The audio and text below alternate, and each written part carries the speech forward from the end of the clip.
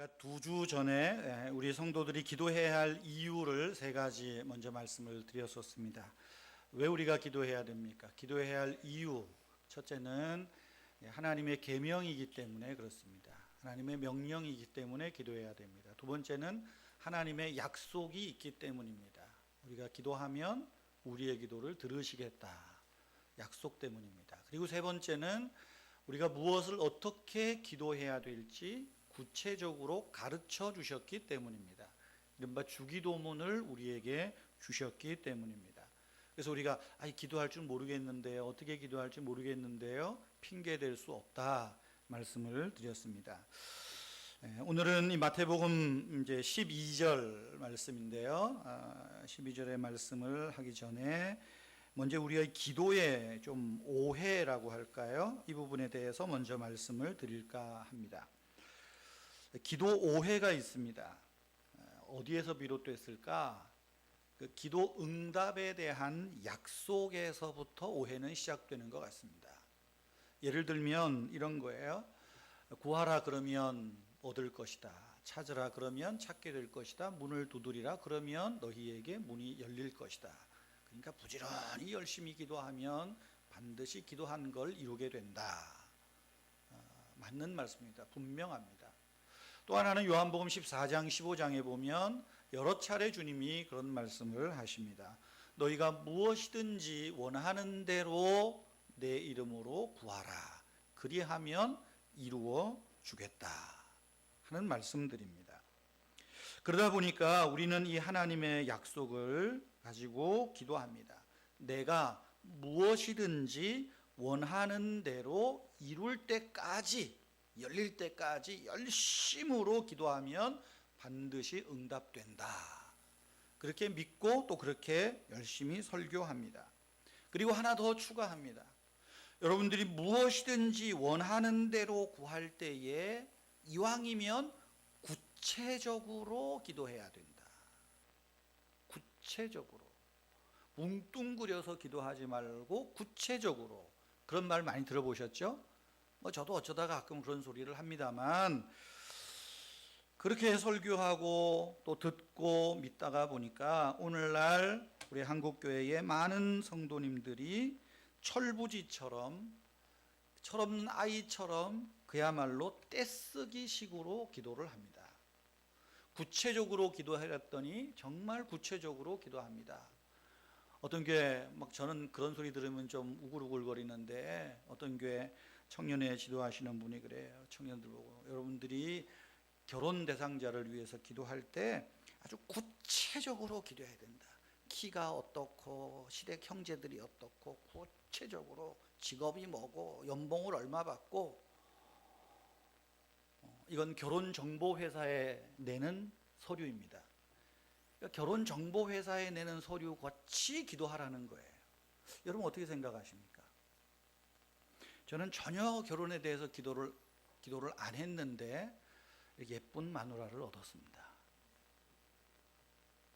어떤 목사님은 또 그럽니다. 선교사님들한테, 여러분들이 선교주에 많은 어려움들이 있는데 필요한 건 많지 않냐? 구체적으로 기도해라. 차가 필요해? 어떤 차가 필요한데? 차종, 차 색깔, 차 연식까지 구체적으로 기도하면 하나님이 속히 들어주신다. 뭉뚱그려 기도하면 하나님도 헷갈린다 그 말이에요. 어떻게 생각하십니까? 좋게 이야기하면 이건 심리학입니다. 사람들의 마음을 위로하는 거예요. 그래, 그렇게 기도하면 우리도 좋고, 좋게 기도하면. 나쁘게 말하면 목사가 교인들을 혹세무민하는 겁니다. 나쁘게 말하면 교인들에게 탐욕을 자극시키는 거예요. 여기에 기도의 오해가 있어요. 우리 장모님이 가끔 그럽니다. 기도하면 다 된다. 기도하면 다 된다. 공부 못해도 기도하면 공부 잘하게 되고. 우리 장모님이 한 얘기 아니면 그래요. 그래서 그러죠. 부부싸움도 기도하면 해결된다고, 집 나간 남편도 기도하면 돌아온다고, 안 풀리던 사업도 기도하면 잘 된다고, 기도하면 떨어진 성적도 쑥쑥 올라가고, 기도하면 병이 다 낫는다고. 오늘날 이런 모습들이 우리 교회 안에 만연되어 있습니다. 그러다 보니까 끊임없이 우리의 기도는 우리의 탐욕을 채우기 바쁜 기도로 오도되고 말았습니다. 지난 주일에 오늘 우리에게 일용할 양식을 주소서 하는 기도를 살펴봤습니다. 일용할 양식을 주소서라는 기도에는 하나님 아버지가 우리의 모든 필요를 공급해 주신다는 믿음이 있을 때 하는 기도입니다. 하나님이 내 모든 필요의 공급자시라는 믿음이 전제되어 있는 거예요. 그런데 더 중요한 게 뭐예요? 일용할 양식이에요. 일용할이 뭐라 그랬습니까?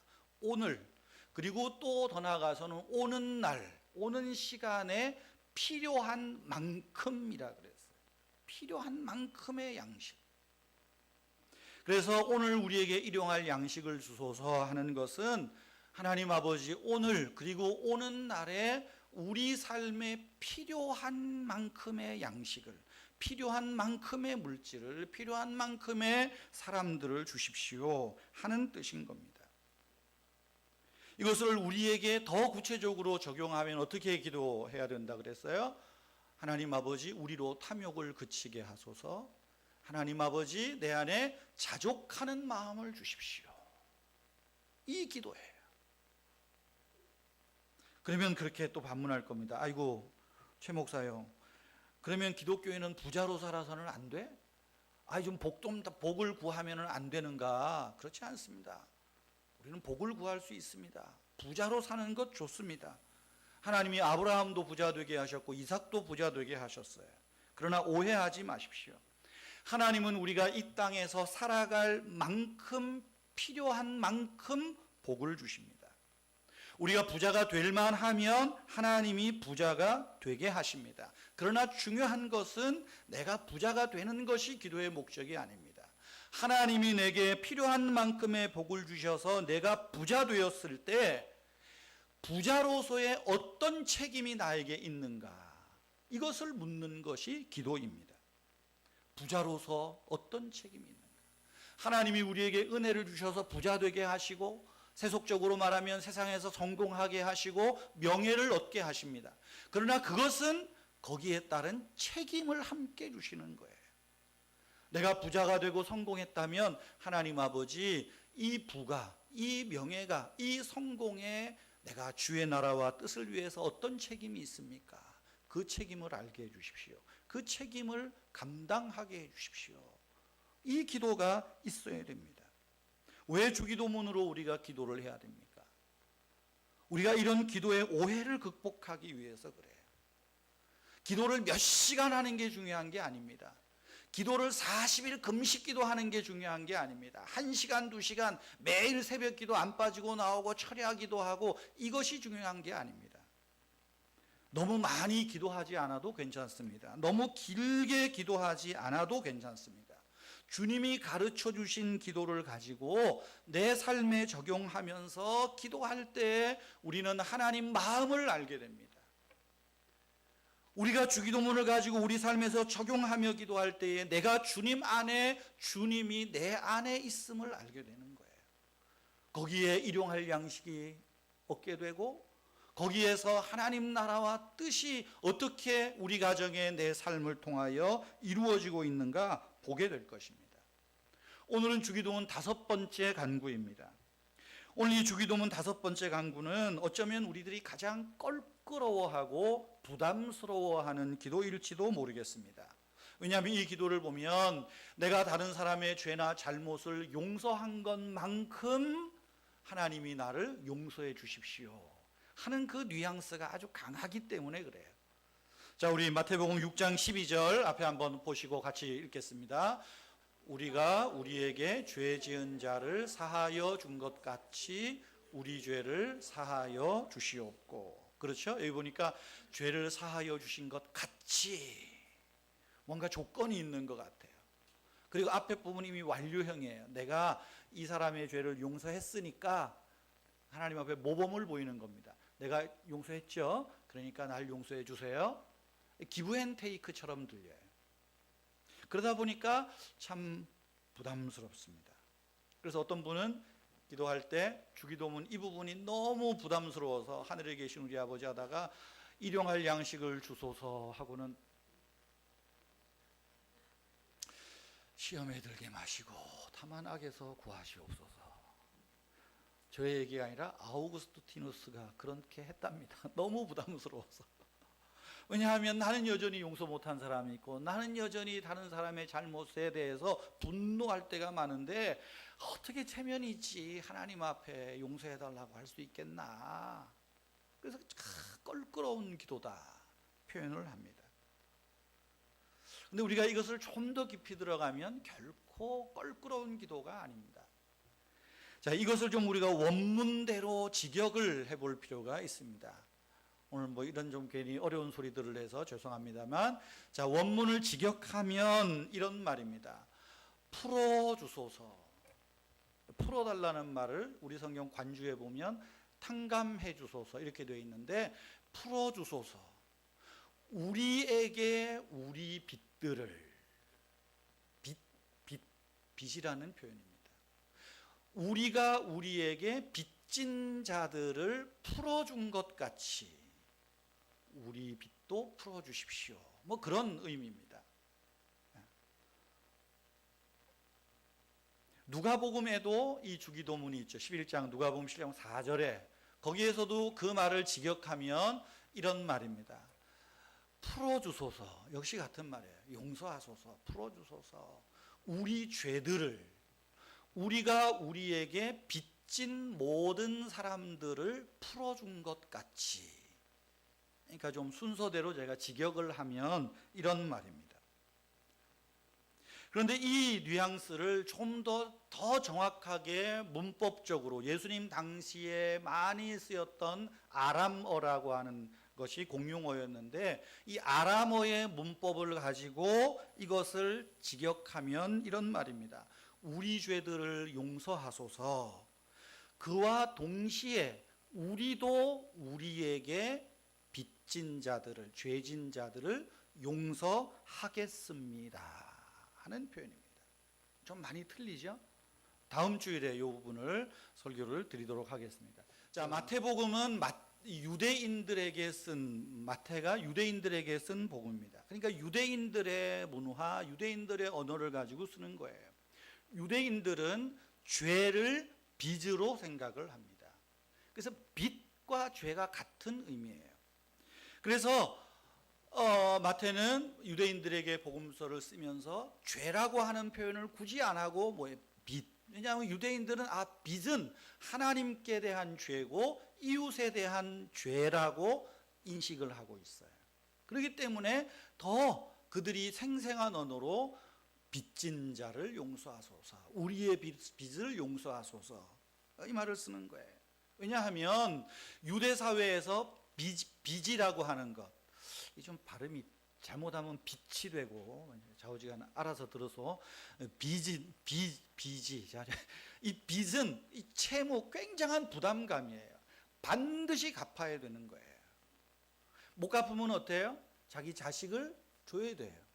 못 갚으면 어때요? 자기가 조그맣게 가지고 있는 땅조차도 다 빚을 갚아야 되는 거예요. 그러니까 이 빚이 얼마나 심각한가를 알아요. 그와 동시에 죄가 이렇게 심각하다는 것을 마태가 이야기하는 거예요. 그런데 누가복음을 보면 조금 표현이 달라요. 누가는 이방인들에게 이 복음서를 쓴 겁니다. 그러니까 이방인들의 언어를 가지고 쓴 거예요. 그래서 누가는 주기도문 첫 번째 뭐라 그래요? 풀어주소서 우리 죄들을, 죄라고 해놔요. 죄, 한마르티아, 죄라고 하는 단어를 써요. 그리고 뒤에 보면 뭐라 그래요? 빚진 자들을 풀어준 것 같이. 그러면 원래 예수님이 하신 말은 빚. 누가는 이 이방인들이 생각하고 있는 죄를 지적을 하는 거예요. 이 죄는 죄책감이나 죄의식이 아니라 죄의 행위들을 말하는 겁니다. 그래서 누가는 우리의 죄들을, 죄의 행위들을 용서해 주십시오. 우리가 우리에게 빚진 모든 사람들을 자유케 한 것처럼, 풀어준 것처럼 우리 죄도 좀 풀어주십시오. 이렇게 빚과 죄를 같이 보는 것입니다. 예수님이 죄, 또 유대인들의 사회에서 죄는 곧 빚입니다. 빚은 곧 죄입니다. 아마 우리 중에 빚지지 않고 사는 사람은 찾아보기 어려울 겁니다. 오늘 우리가 사는 사회는 빚을 권하는 사회입니다. 자본주의 사회에서는 신용 없이 살 수 없습니다. 빚을 지지 않으면 신용을 쌓기가 어렵습니다.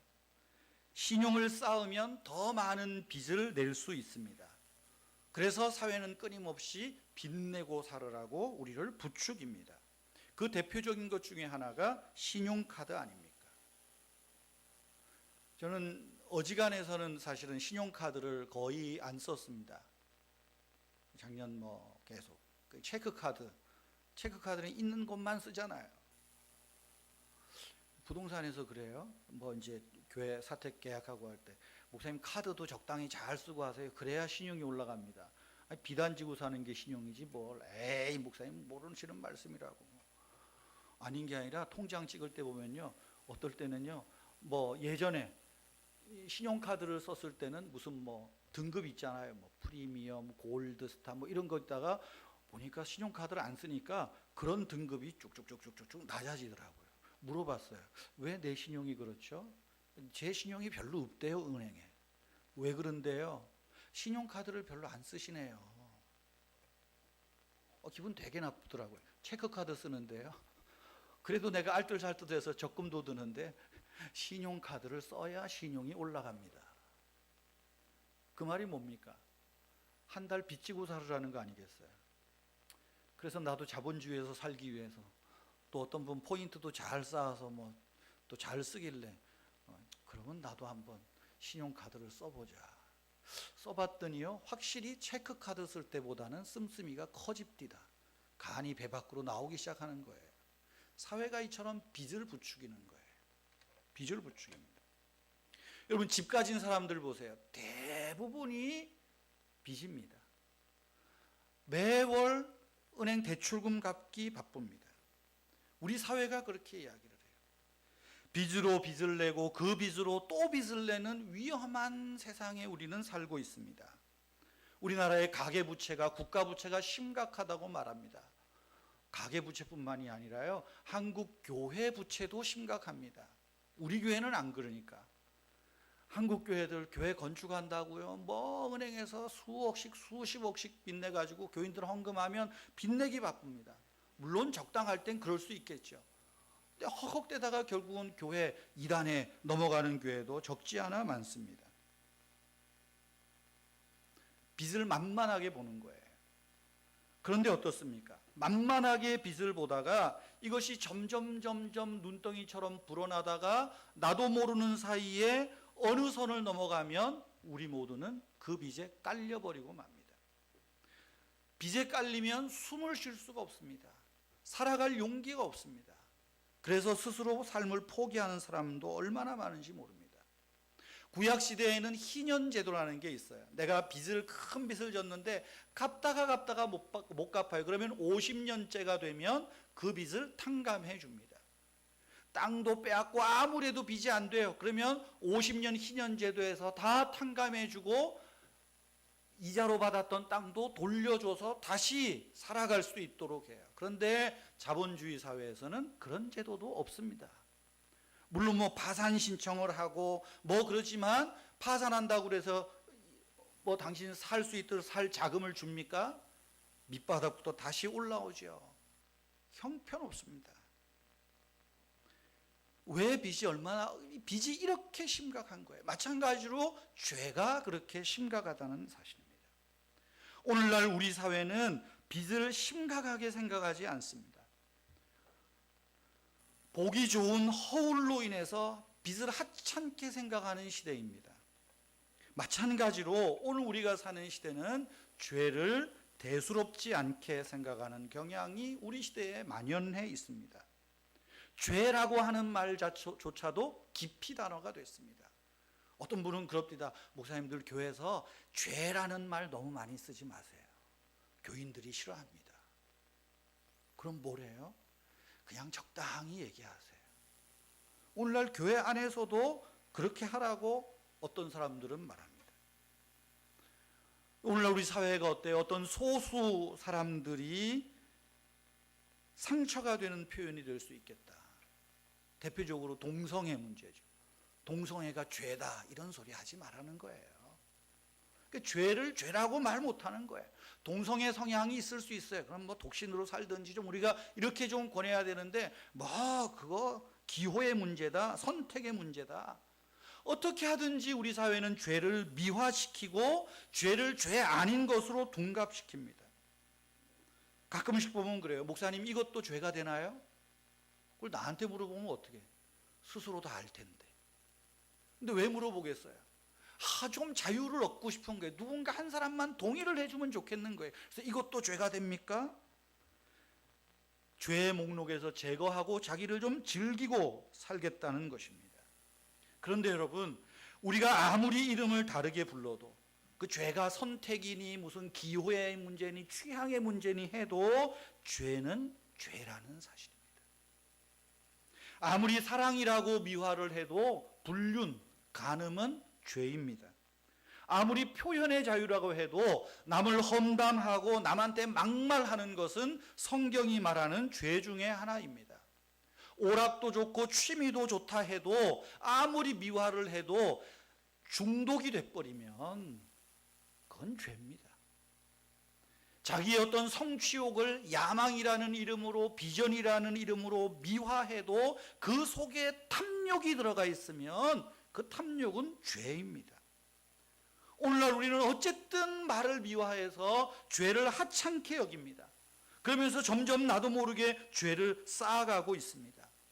죄를 전적으로 포기하지 않고 하나님께 혼나지 않을 정도만, 표현이 그렇죠? 하나님께 혼나지 않을 정도만 죄를 지으라는 거예요. 저의 말이 아니라 달라스 윌라드라고 하는 사람이 쓴 죄 관리. 현대인들은 그래서 죄를 관리한대요. 죄를 관리, 적당히. 마치 오늘날 예전에 많은 사람들이 이 카드 저 카드 막 카드 돌려막기 하다가 결국은 망하잖아요. 죄는 관리되는 게 아닙니다. 죄는 관리되는 게 아닙니다. 내가 빚을 잘 관리한다고 여기서 저기로 돌려막기 하다가 결국은 끝나잖아요. 죄 역시 마찬가지입니다. 죄를 관리하다가는 결국 죄 자체의 무게에 짓눌려져 버리고 맙니다. 감당할 수 없는 그 죄의 힘이 있어요. 죄의 짐이 있어요. 결국은 하나님이 벌 주지 않아도 죄의 짐에 짓눌려 버리고 만다는 거예요. 여러분, 우리가 돌이킬 수 없는 순간이 오기 전에 회개해야 됩니다. 돌이킬 수 없는 순간이 오기 전에 죄 쌓기를 멈춰야 됩니다. 죄는 관리할 대상이 아닙니다. 버려야 될 것이고 죄에서 해방되기를, 풀려지기를 소망해야 될 것입니다. 혹시 죄의 짐에 깔려 있습니까? 늦지 않습니다. 바른 선택을 하면 됩니다. 그 바른 선택이 무엇입니까? 하나님 앞에 회개하고 새롭게 되는 것입니다. 회개를 통해서 내 영혼이 풀어지는 자유함을 얻는 것입니다. 오늘 예수님이 우리에게 5번째 기도를 주시는 것은 바로 그겁니다. 그래서 주님이 어떻게 기도하라고 해요? 하나님 아버지, 우리 죄들을 용서해 주십시오. 우리 죄들을 용서해 주십시오. 뒤에 부분은 다음 주에 하겠습니다. 여러분, 우리는 먹을 양식이 있으면 우리의 육신은 건강하게 행복하게 살 수 있다고 생각을 합니다. 그러나 우리의 생명은, 우리의 행복은 육신의 배부름만으로 해결되는 것은 아닙니다. 우리의 영혼이 건강해야 됩니다. 심령이 건강해야 됩니다. 육신의 배고픔은 밥으로 해결되지만 영혼의 배고픔은 뭘로 해결될까요? 이렇게 물어보면 다들 하나님 말씀으로 정말 해결됩니다. 그런데 말씀을 통해서 뭘 봐야 돼요? 뭘 먹어야 돼요? 용서를 먹어야 됩니다. 육신의 배고픔은 밥으로 해결되지만 영혼의 배고픔은, 영혼을 위한 가장 중요한 양식은 용서의 체험이다.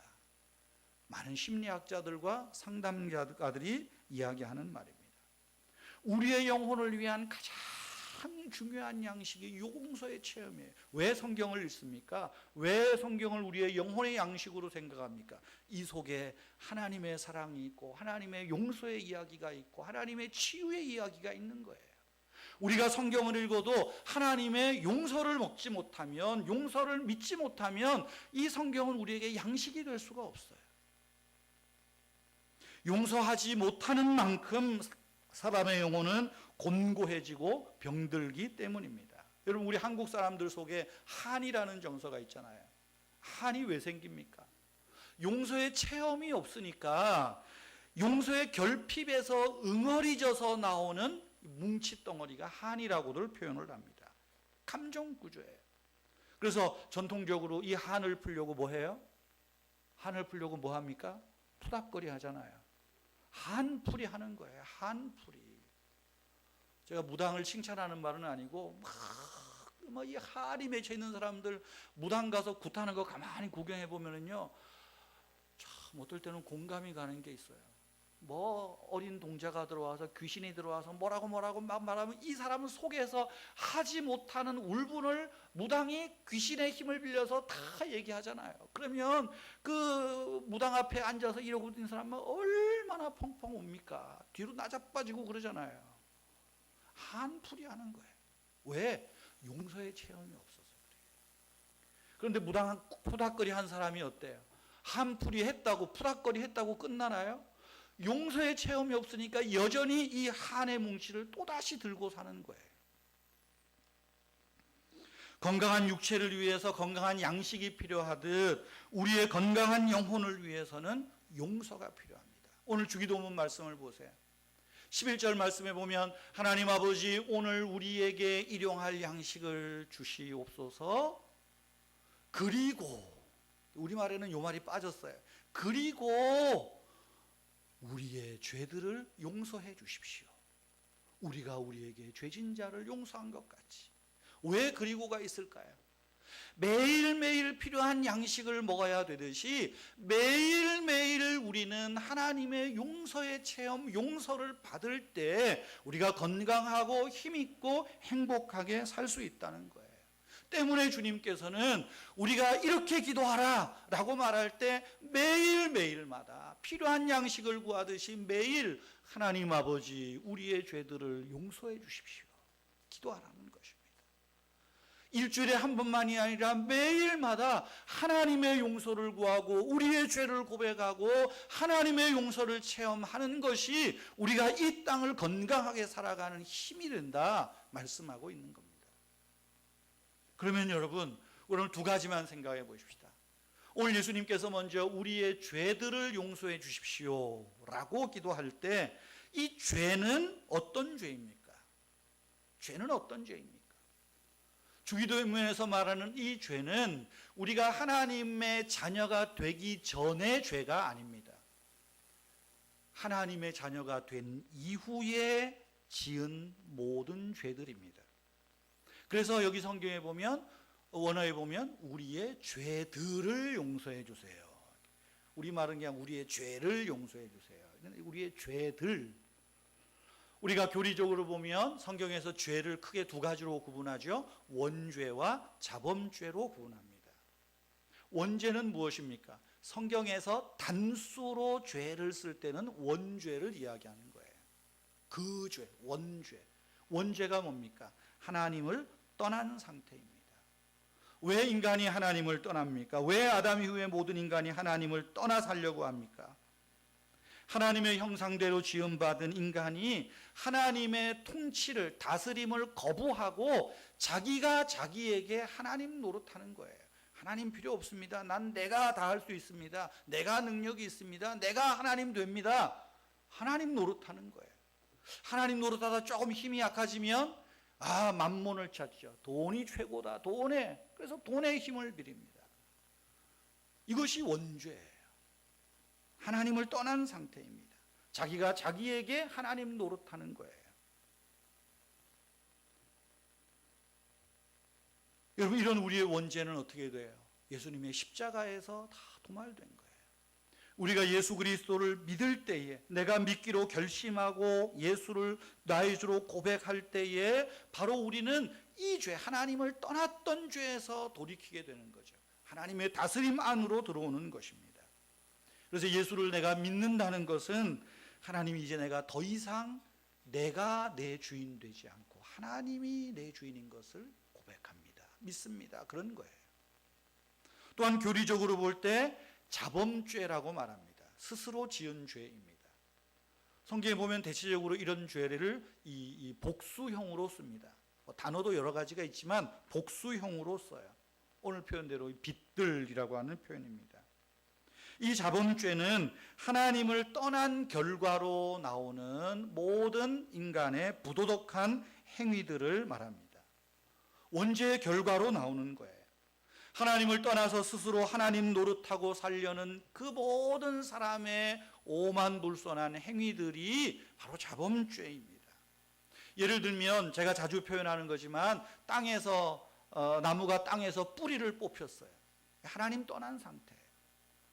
큰 고목이 뿌리를 뽑혔다 그래서 당장에 죽지 않습니다. 오랜 시간을 거치는 동안 잎사귀가 마르고 벌레도 생기고 점점 썩어 문드러지는 거죠. 그 결과의 모습들이 자범죄라는 것입니다. 그래서 우리의 마음은 이기심으로 물들고 헛된 욕망이 이끌고 혈기가 통제되지 않고 유혹에 쉽게 이끌려가는 것입니다.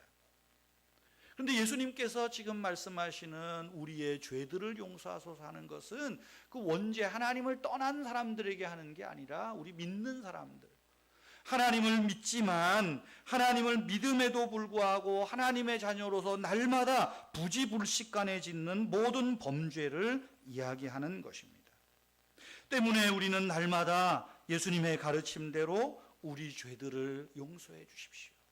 오늘도 내가 하나님의 자녀로 살면서 나도 모르게 이기심이, 나도 모르게 혈기가, 나도 모르게 시험에 빠졌습니다. 하나님, 이 죄들을 용서해 주십시오. 그렇게 기도해야 된다는 거예요. 기도할 때 하나님이 모든 불의에서 우리를 깨끗하게 하신다 약속하고 있지 않습니까? 우리는 모두가 자범죄에서 자유롭지 못합니다. 때문에 주님은 우리에게 매일 우리 죄들을 용서해 달라고 기도할 것을 말씀하고 있어요. 본회포 목사는 여러분들이 나눠드린 이 책에서 다음 주에도 또 한번 책에 인용하겠지만 이 책 15페이지 제일 마지막 문단에서 이런 말을 합니다. 그리스도인으로 살아가면서 가장 충격적인 사실은 나 자신이 순결한 상태로 머물 수 없으며 날마다 넘어질 수밖에 없는 존재라는 사실입니다. 내가 이 사실을 직시할 때 하나님께 울부짖을 수밖에 없습니다. 주님, 혼자서는 할 수 없으니 나를 정결케 해 주십시오. 내 속에 정직한 영을 창조해 주십시오. 이 뭡니까? 우리 죄를 용서해 주소서라는 기도에서 나오는 겁니다. 예수님이 제자들의 발을 씻길 때 베드로가 예수님께 말합니다. 주님, 어떻게 해서 내 발을 주님이 씻겨주신단 말입니까? 그럴 수 없습니다.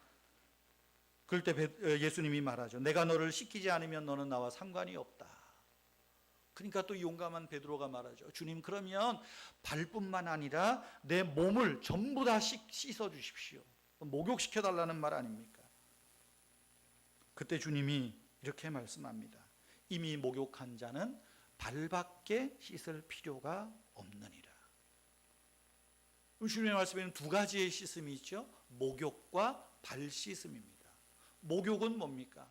우리가 예수를 믿고 하나님을 떠난 상태에서 이제는 하나님의 통치 안으로 들어오는 순간 우리는 이미 목욕된 사람들이라는 것입니다. 그러나 우리가 이 목욕을 했지만 여전히 우리가 이 죄 많은 세상에 살아가는 동안에 죄의 흔적들이, 죄의 먼지들이 우리의 발을 더럽히고 우리의 몸들을 더럽힐 거예요. 그 발이 대표적인 것 아니겠어요? 때문에 예수님은 말하는 겁니다. 너희가 목욕을 해서도 매일매일 묻은 먼지들, 발들을 씻어야 되지 않겠니? 손을 씻어야 되지 않겠니? 그 말씀입니다. 여러분, 베드로가 사도행전 2장에 보면 믿지 않는 사람들을 향해서 설교할 때 그렇게 말합니다. 너희가 회개하여 죄사함을 받으라. 불신자들에게 회개하여 죄사함을 받으라는 말은 예수님을 믿음으로 목욕 상태, 목욕의 씻음을 받으라는 말입니다. 그런데 사도 바울도 그렇고 또한 요한이 믿는 교회에 성도들에게 편지를 쓸 때는 어떻게 말합니까? 요한일서 1장 9절 잘 알죠. 만일 우리가 우리 죄를 자백하면 저는 미쁘시고 의로우사 그는 우리의 죄를 사하시고 모든 불의에서 깨끗하게 하신다. 여기에서 우리가 우리 죄를 자백한다는 말이 뭐예요? 발 씻음에 해당하는 것입니다. 우리가 예수 그리스도를 주로 고백하고 믿음으로 우리는 이미 그 원죄로부터 씻음을, 목욕의 씻음은 받았어요. 그러나 그럼에도 불구하고 우리가 이 세상에 살 때 여전히 많은 죄 속에서 유혹에 넘어지기도 하고, 보네퍼의 말대로 내가 그리스도인으로 살지만 하루하루 매일매일 넘어질 수밖에 없는 존재임을 내가 깨닫게 되는 거예요. 그렇게 깨달을 때 어떻게 해요? 우리에게 주님이 가르치신 기도가 있잖아요. 우리 죄를 용서해 주십시오. 담대하게 용감하게 기도할 수 있다는 말입니다. 또 한 가지, 오늘 주님의 기도에서 우리 죄를 용서하소서 할 때 우리라는 말을 한번 생각해 볼 필요가 있습니다. 예수님은 내 죄를 용서해 주십시오 이렇게 기도하라고 하지 않습니다. 우리 죄를 용서해 주십시오. 내가 지은 죄들이 아니라 우리가 지은 죄입니다. 하나님 앞에서 용서를 구해야 될 죄는 나만의 죄가 아니라 우리의 죄라는 것입니다. 그러면 우리가 지은 죄가 뭡니까? 우리. 좀 이 우리를 좁게 해석을 하면 이 우리는 세상 사람들이 아니라 예수님을 믿고 따르는 사람들입니다. 하나님을 이미 믿고서 아버지라고 부르고 예배하고 기도하고 찬송하고 성도의 교제를 나누는 우리 성도들입니다. 교회 공동체입니다. 그러므로 우리 죄는 교회의 죄입니다. 우리 공동체의 죄입니다. 우리 은혜의 교회 죄만이 아니라 한국 교회의 죄입니다.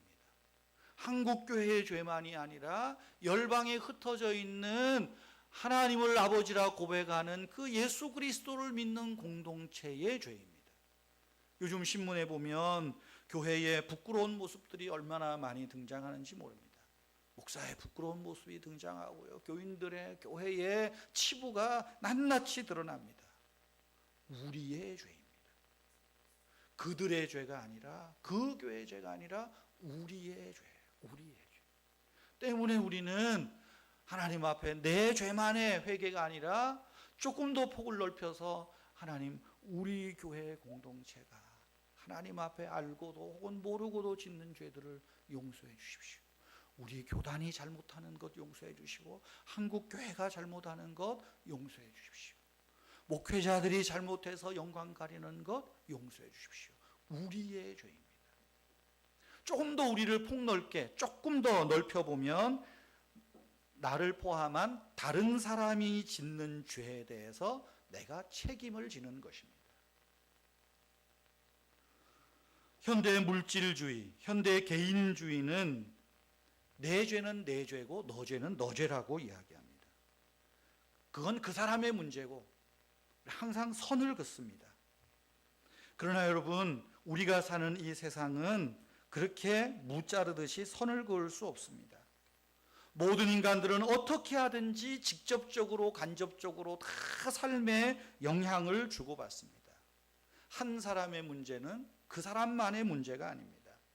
그 사람의 가정의 문제고, 그 가정은 사회의 문제고, 사회의 문제는 나라의 문제입니다. 내 형제의 문제는 내 문제예요. 내 이웃의 죄는 또한 내 죄이기도 합니다.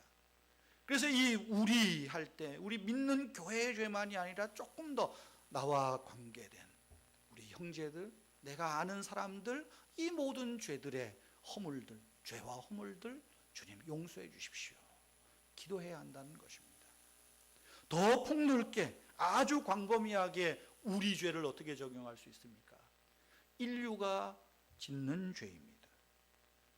예컨대 이런 겁니다. 요새 환경 파괴 이야기 많이 하잖아요. 우리 모두는 환경 파괴의 공범입니다. 공범입니다.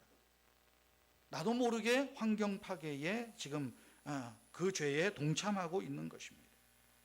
무분별한 소비 때문에 결국은 우리가 그 죄를 짓고 있는 것 아닙니까? 경제적인 문제도 마찬가지입니다. 오늘날 세계에서 일어나는 모든 경제의 위기들 따지고 보면 탐욕의 결과 아닙니까? 통제되지 않은 탐욕, 그것이 세계 경제를 망치고 자본주의를 천박한 자본주의로 만드는 것 아니겠어요? 하나님이 아닌 만몬에 다 무릎을 꿇게 만드는 것 아니겠습니까? 이 모두는 우리 모두의 죄. 전들 거기에 포함이 안 되겠습니까? 때문에 이 인류의 죄, 내가 거기에 지금 동참하고 있다는 것입니다. 우리가 이 환경 파괴만 해도 생각해 보세요. 환경 보호 어떻게 할 거예요? 내가 조금만 소비를 줄이면 됩니다. 내가 샴푸 조금만 덜 쓰면 되고, 내가 세제 조금만 덜 쓰면 되고, 그런 것 아니겠어요? 뭐 거창한 거 뭐 있겠어요? 차 10번 탈 거 8번 타면 되는 거고. 우리가 이런 문제의식을 가지고 우리 죄를 용서하소서 할 때 우리의 삶에 변화가 일어날 수 있는 것 아니겠습니까? 사랑하는 성도 여러분, 저와 여러분은 예수를 믿음으로 단번에 용서받고 구원받았지만 이 세상 속에 살아가면서 우리는 연약한 인간으로서 우리는 여전히 자범죄에서 자유롭지 못합니다. 여전히 우리는 또 하루의 죄들을 짓고 삽니다.